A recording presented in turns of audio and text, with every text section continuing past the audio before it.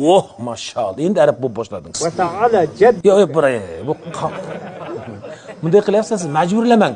Va ta'ala jadduka demang. Bunday qiling.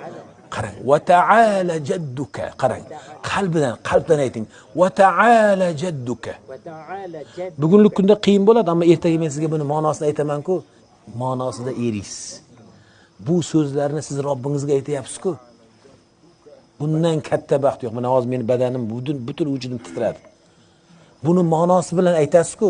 Gap buni tajvidida emas. Tajvidida emas vallahi. Faqat tajvidini yaxshi qilaylikki, ma'no go'zal chiqsin deymiz. Lekin tajvidini albatta birinchi o'rinda tuzating. Lekin buni tajvididan keyin uni ma'nosi. Va tabarakasmuka. Allohu akbar.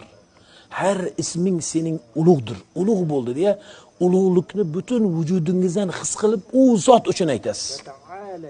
Alloh va ta'ala, qarang, cho'zing. Va ta'ala jadduk yoki va ta'ala jadduka. Keyin bunday qiling. Jadduka demangda bunday qiling. Ana du. Ko'rdingizmi? Siz birinchi saboqni ko'ring. Unda tushuntirishda aytdik. Jadduka desak bo'lmay qoladi. Jadduka. Zo'r. Keyin Alloh, oxirgisi. Zo'r.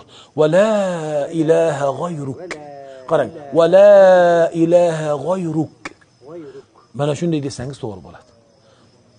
5 boqangiz. Chunki birinchisida o'rganyaptilarda. Kim aytiladi yana? Siz bir ayting.